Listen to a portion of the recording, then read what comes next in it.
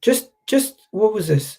2 hours, what was it? 5 hours ago, said this right here, that Nani Madueke agrees personal terms with Arsenal, and as they consider an approach for the Chelsea and England international, the Arsenal have greenlit this deal and are strongly have strong relations with Chelsea, but no club to club talks yet.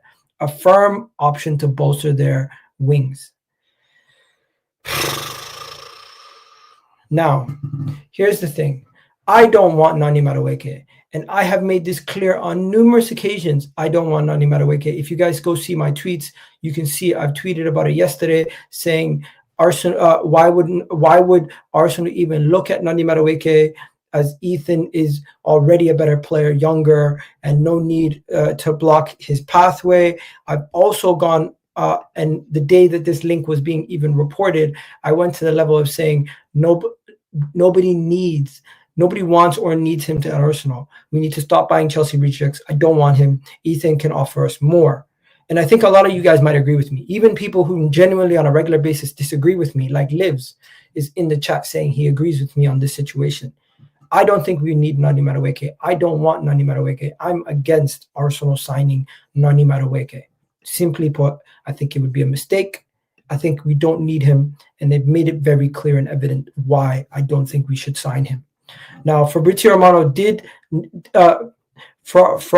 Fraudizio Romano did nothing in the Aubameyang run-up. That's true. Shout out to you, Netweed. We got Wolf's FI in the building with the super chat. Super sticker. Didn't even say anything. Shout out to you, my friend. Big up to you. But yeah, bringing it back. Let me just show you guys something. I don't think Nani Madueke to Arsenal makes that much of a improvement to our team, right? I don't want Nani Madueke to Arsenal. I don't understand why we would spend anywhere near the money that they would want to sign Nani Madueke. But the thing is, if we go based off what David Onstein said, there has not yet been club to club talks. Although Chelsea might want to sell Nani Madueke and they might be open to selling Nani Madueke, the price that is set by Chelsea Football Club is going to be the biggest determinant of if this deal does happen or not. If Arsenal see that Chelsea set a price of 60 million plus, I doubt that we will make a transfer of this signing of this caliber for a player like Nani Madueke. There's no way we are going to break the bank and spend 50 million on Nani Madueke. No chance in hell, in my opinion. Please do hit the like button, guys. We have over 575 people on YouTube, another 600 people on Twitter.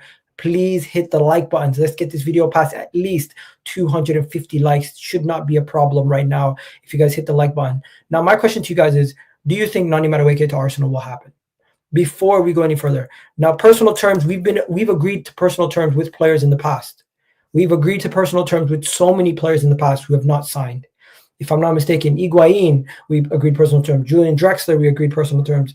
We agreed personal terms with, just go back to a couple windows ago, we agreed personal terms with Isak. We agreed personal terms with Vlahovic. We agreed personal terms with so many players in the past. Arsenal agreed personal terms with people all the time. It doesn't necessarily mean we're going to actually physically sign the player. At the rate at which this is escalating is really pissing some fans off. But the reality is, just because we've agreed personal terms does not mean it's going to happen. Now, you let me know, do you think Nani Madueke to Arsenal will happen? In the chat, please do. Do you think Arsenal should we trust Andre Berta before we start jumping to conclusions? Yes, no. So let me know in the chat if you guys think Nani Madueke to Arsenal will happen, yes or no. And also, the most important thing for me is personal terms are one thing. Chelsea agree 50 million pound. If they want 50 million pounds, 45 million pounds, I don't think Arsenal is going to pay that. I think Arsenal are going to try to get the deal as close as possible to 30 to 35 million. They still want the player. They still view him as a piece to what they want. And in my opinion, it doesn't make sense because of the next thing that we're going to talk about, which is the Ethan situation. Ethan's contract situation is also a situation that we need to monitor closely. We need to monitor that closely because Ethan's contract situation is a situation that could be closely tied to the signings of Eze and Nani Madueke. Now, before we go any further, Chelsea are expecting an offer from Arsenal for Noni Madueke. Sky Sports News understand that the player is emerging as a top target for Arsenal. Now, if Arsenal bid 30 million for Noni Madueke, I would expect Chelsea to reject it. If we bid 35 million, I'd expect them to reject it. They probably want 40 million for Noni Madueke, as he's 23 years old on reasonable wages. And as you guys have seen, we've already accepted personal terms. To me, I'm disgusted. I don't want this guy. And one of the main reasons why I don't want him is because of Ethan. And let me show you guys what I mean. Ethan last season played 37 games, got 9 goals, got 2 assists, and played 13,000 minutes in 17 starts. Fairly similar statistics to a man in Nani Madueke who played 45 games, started 31 of them, and had 26,000 minutes, over 1,200 plus minutes more minimum, let alone 1,200 plus more than Ethan. And he played 45 games, which is an additional, like, what is that? Seven games right there. Additional 8 games right there. Additional 8 games more than Ethan also. And he only had 3 assists more and 2 goals more all competitions. Ethan right now, in my opinion, at the right wing position, would not offer us as much pace or 1v1 threat, but he would offer us as much of an option in that position going forward. I don't want to lose Ethan. I don't want to risk losing Ethan. And the reports coming out are that, guess what? To add insult to injury, Chelsea are looking at Ethan. Yeah. Out of all clubs, Chelsea Football Club are monitoring Ethan's situation. Now, I think this is no different than news you would hear on a regular basis for any player who is going anywhere. Now, understand, Chelsea are showing interest in Ethan, and only in the case a new deal won't be sealed with Arsenal, they can potentially get him on a free as of January this upcoming January. Ethan and Arsenal are in talks over a new deal. The player wants game time guarantees, and separate to the deal with Madueke, who has agreed with personal terms with Arsenal. Also, reports are that Arsenal are looking to get a deal with Ethan sorted, but Ethan wants certain guarantees, obviously, as Fabrizio has stated, but we don't know what those guarantees are. Could they be just minutes, or could it just be a situation where he's saying to himself, I want to know what's going to happen with my position, where am I going to play? Because 8 hours ago, David Ornstein came out with a tweet about Ethan, and they don't view him as a right winger at all. They view Ethan as an 8/10, opposed to a winger. This is what David Ornstein reported 8 hours ago.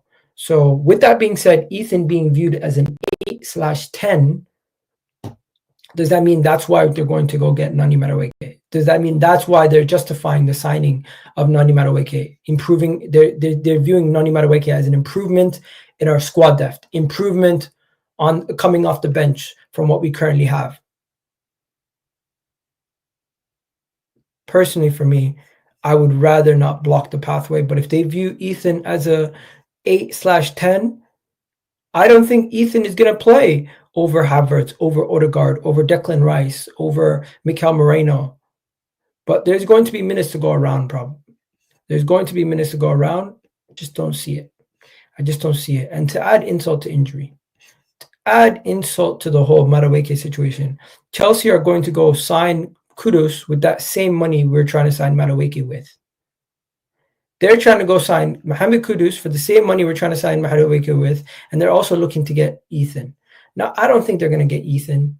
I don't think Chelsea are going to pull off the deal for Ethan. But at this point, I'm not even going to think about whether the signing makes sense of Nani Madueke or not. I just think Ethan is an immense talent. He's an amazing player. We do not want to mess up what we have at home by signing a player like that. If Chelsea were to sign Ethan Nwaneri, that would be a catastrophic failure from Arsenal Football Club. We've already done similar to this with Amari Hutchinson. It would be a catastrophic failure. The club and whole, we cannot lose some of our best young talent. And some of the people I've spoken to that I see on social media that are quite well informed have been speaking, and they maybe talk sense.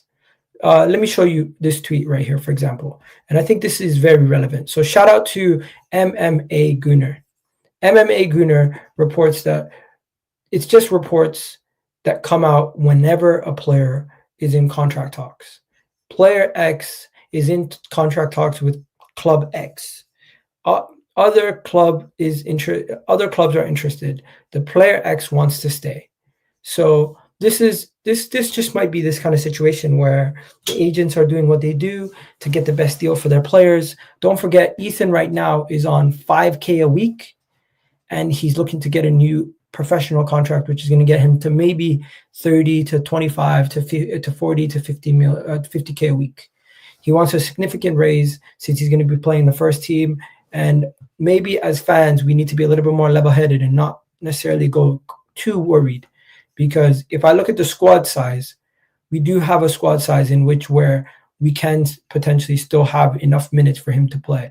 Because when you look at our squad, I'm just going to pull it up right now quickly. 1 second. Let me just pull up the Arsenal squad. The squad currently is not as big as people think it is. The squad right now is not as big as you would think. So here we go. So at this moment in time, our forward options, we still have Reece Nelson. We still have Havertz, Trossard, Martinelli, Jesus, Bukayo Saka. Then you go to the midfield. You still have Lokonga, Rice, Fabio Vieira, Mikel Moreno. Hopefully we were to move out both Lokonga and Fabio Vieira, right? Then you go to the defense. The thing is, why isn't Ethan even shown in this list of players? Why is Ethan not even in that? That's very interesting. So defenders, we already know about. We're solid there. Maybe add one more defender. We need to move on from both Fabio Vieira and Lokonga. You're still going to have minutes in the midfield for a player like him. Eze is also being potentially signed to play in the midfield. Kai Havertz can also play in the midfield.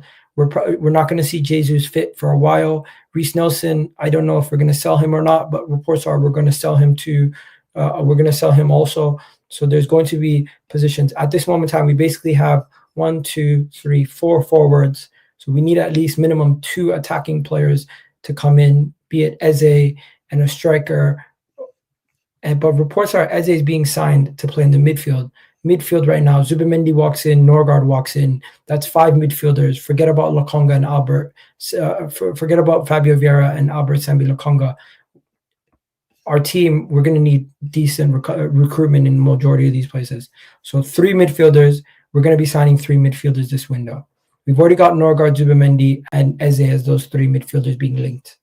Then you're going to have 6 midfielders. Where is Ethan going to be getting in there?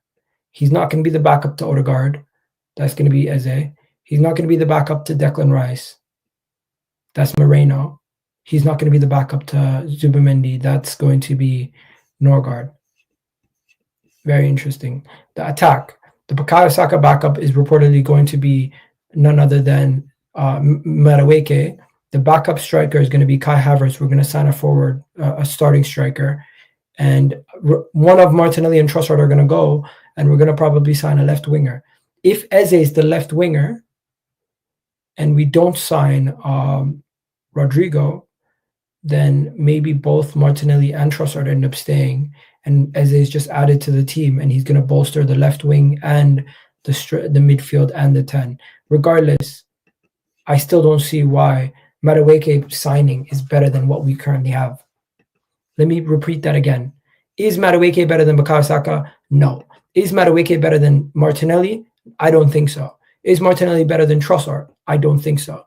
Is Madueke better than Jesus on the wing, even if Jesus was fit? No. The only person in our starting 11 that I think Madueke is better than is probably Reece Nelson. And even then, we haven't seen Reece Nelson consistently for a while. So we can't even say back him on that. People talking about, well, Arteta wants Madueke. I really don't care what the manager wants at this moment in time. I genuinely could not care about what the manager wants. I don't think the manager alone is making these transfers. Some of these things just don't make sense. Arsenal need a 10 and a left winger. What do? We signed Madueke and Eze when we could have got Rodrigo and Eze. What are we doing? Why? Why would we do such a thing? It does not make sense. Sometimes as a football club, we do not make sense. And I'm not somebody who bashes the club 24/7. I'm not somebody who's negative 24/7. But this right here is annoying to me. It's very, very annoying to me, very worrying, very concerning, and we'll see. Hopefully you enjoyed this video. Please do hit that like button, hit that subscribe button if you haven't already done so, and leave a comment down below what you thought of that video you just watched.